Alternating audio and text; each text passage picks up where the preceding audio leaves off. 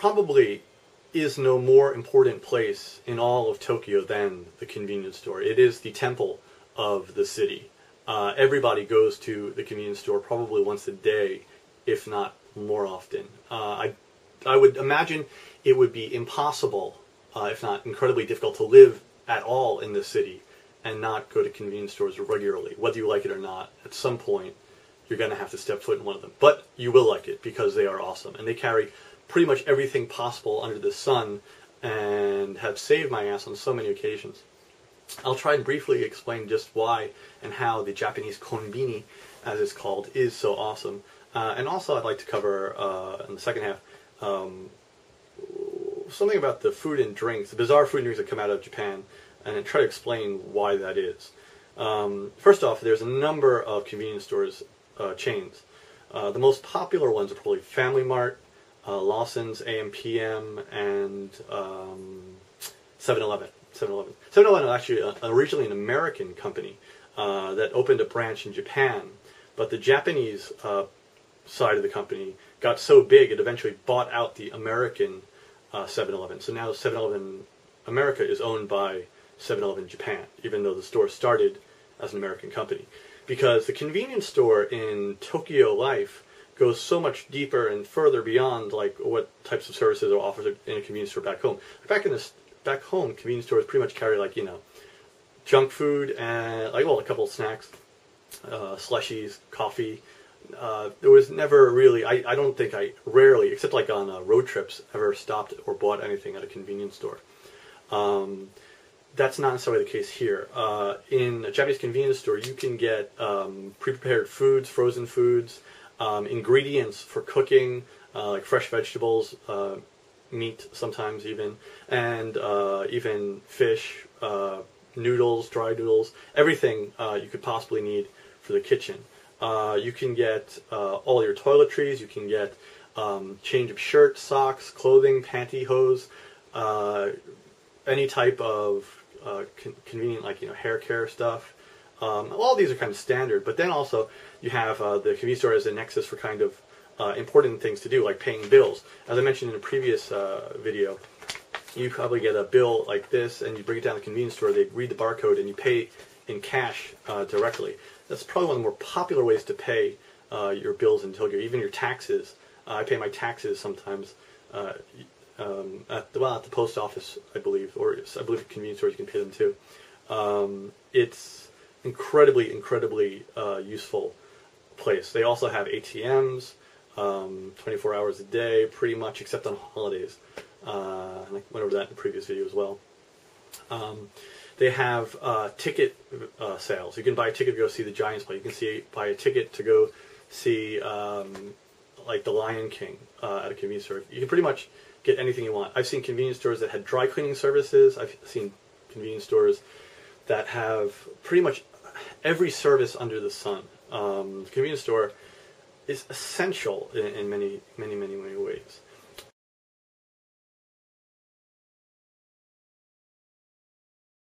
Because there's so many companies, and there are so many customers, potential customers, it's such a huge market, the different companies fight for those customers. So the most important thing is real estate. Now, the companies are spread out all over Tokyo, but certain convenience store chains tend to be in greater number in certain areas and fewer in other areas. So it's almost like turf war in a way. A good example is Family Mart. Family Mart, of course, is where you would bring your family if you need to return it because it's dysfunctional. Family Mart is a huge chain, both in Japan, I believe in the Philippines, Korea, China, perhaps. But Family Mart's headquarters in Ikebukuro, where I live. So as a result, the number of Family Marts in this area is freaking ridiculous. Actually, just to give you an idea of how ridiculous, let me throw this over to my man on the scene, Kevin Cooney, to show you Ikebukuro knee-deep in Family Mart. To show you, given the crappiness of my camera, but here in Ikebukuro on the Westgate Park, there is actually one corner at which I can see 4 Family Marts. 4 Family Marts is one corner. One behind me, one across the street over there, one across the street over there, and then another one down this alley. here. 4 in one corner. Think about the amount of convenience that entails to have 4 convenience stores, and that's just the Family Mart. There's also a 7-Eleven, an AM PM nearby, just in case you didn't get what you needed at Family Mart. Wow, thank you for that report, Kevin Cooney. Looks like it's cold outside, so get home safe. Anyway, yeah, 4 Family Marts in that small space. That's freaking insane. But they don't go out of business. There's more than enough customers because of the population density of Tokyo. That's where I get to my second point. Many vloggers and bloggers and people who pundit about Japan and are interested in Japan in general love to discuss one thing, and that is the weird foods and beverages that come out of this country. Now, I'm not talking about some of the more weird traditional things like, say, still beating hearts from a fish at a sushi shop. I'm talking about like crazy soda flavors and things like that. I think I'm guilty of this at some level. I know I am in my videos, and I definitely see a lot of other people who comment to talk about Japan do the same thing. We tend to report on crazy drinks and things like that from Japan as though they were normal, but they're not. Let me give you a few examples of what I might mean when I say crazy drink. These are just a couple that came out recently. Pepsi gave us recently the Azuki Pepsi. Azuki, of course, is a kind of red bean. So this would be a red bean flavored soda.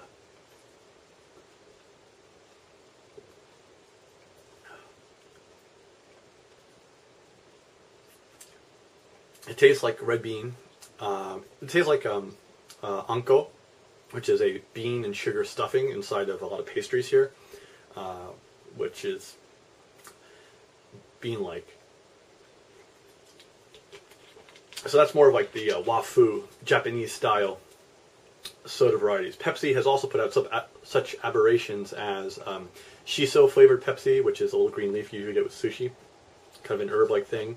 They put out the Blue Hawaii, which is like this neon Hawaii thing. They put out, what else they put out recently? Lots of awful stuff. Suntory, which is a Japanese company, not to be shut out, currently has out this amazing chocolate sparkling soda. Yes, chocolate soda. Let's give this a try.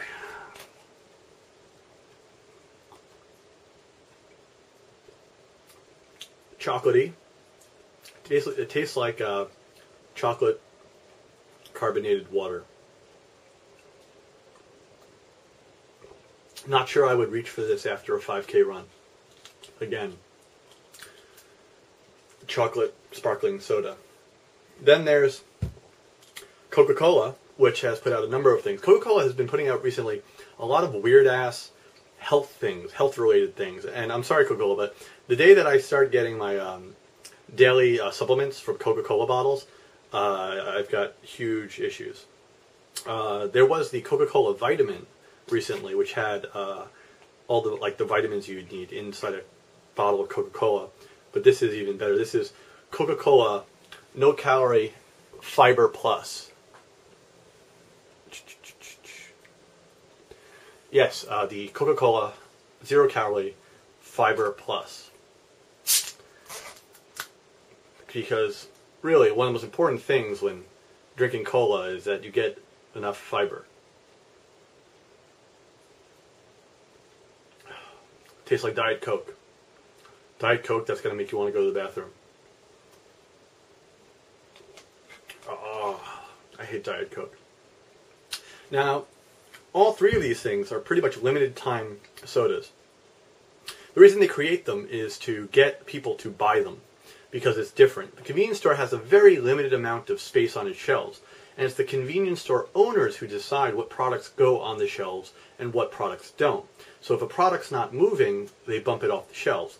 So if you bring out a new product, something completely wacky and crazy like chocolate soda, everyone has to go and try it and then blog or vlog about it and get more people to try it. And everyone's like, oh my god, it's chocolate soda, it's so crazy. And the marketing people have won.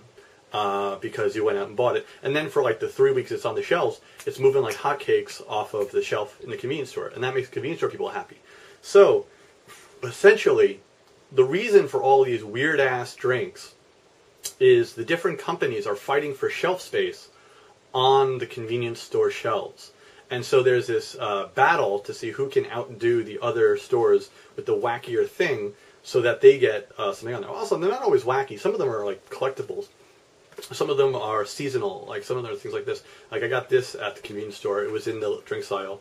It's a Final Fantasy elixir. And it comes, I guess... Man, I gotta get more upper body strength. Gotta drink me some more Coca-Cola with fiber. It's inside is a Final Fantasy can called Elixir, like the drink in the game. That's exciting. And I get my very own toy. Yay! Oh, sweet. I get a little set up Final Fantasy character. Yay. All for the low, low price of $10. Yeah, usually the drink section is like $1.50. I didn't look at the price when I bought that, and when I got to the register, I was like, oh shit, that costs $10? What the hell? But that's coming out of my YouTube budget, so thanks for watching. We'll try the Final Fantasy 13 elixir. I have a feeling it tastes like corn syrup. And it does. Ooh, with a bit of an aftertaste.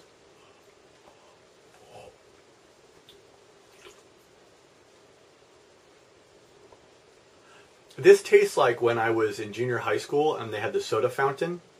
And it was like all free refills. And I'd go up with a cup, a paper cup, and I'd just like mix all the different kinds of soda into one nasty ass soda. That's essentially what Final Fantasy Elixir tastes like. Now, the question you're probably asking is, Kevin, will you send me this can? No, I will not. So don't even bother writing in the comment section. Somebody already did. Go remove your comment. Remove your comment. Take that off. I'm not going to send it to you. If you want to buy stuff like that, actually, I can recommend a website called Rinkia.com. I'll put a link to it in the side, but you can get all kinds of weird things like these different temporary seasonal type drinks off that website. It's a really cool website. I'll put this info on that in the sidebar. Also, I'll put some links to other stuff people have written about convenience stores and info on convenience stores in general. That's pretty much all I have to say about the phenomenon that is a convenience store, I suppose. But when you first get here, trust me, it will be a godsend to you. You will not like to admit it, but your first few days in Tokyo, you will love the convenience store. And actually, a question for you, for those of you who have been to Japan, post in the comments, what was your favorite convenience store in Japan, and did you have any favorite items that you saw in convenience stores over the years? I'm curious to see what the favorite convenience store of other people is. Personally, my favorite is Family Mart, but that's because I'm Ikebukuro. Yo, yo, what's up? North Side. Oh my god, I was just channeling Tokyo-san. Anyway, thank you for watching this overly long talking head video. I apologize for not having released videos more recently. Took me a little while to get back into things. And again, I want to remind everybody, if you haven't already, look at my previous videos about Roger for information about the Roger Swan Memorial Fund that's been set up at Western Michigan University to collect money for students looking to study in Japan. Roger, of course, was a great man and friend who lived and blogged in Tokyo and also in Iwate, Japan, and passed not so long ago. So just a reminder about that. And the videos will start coming hot and heavy now. I swear. Peace. Best Convenience Store Logo Award goes to Sunks for their adorable letter K. Either that or it's an armless man with a raging boner. I'll let you decide.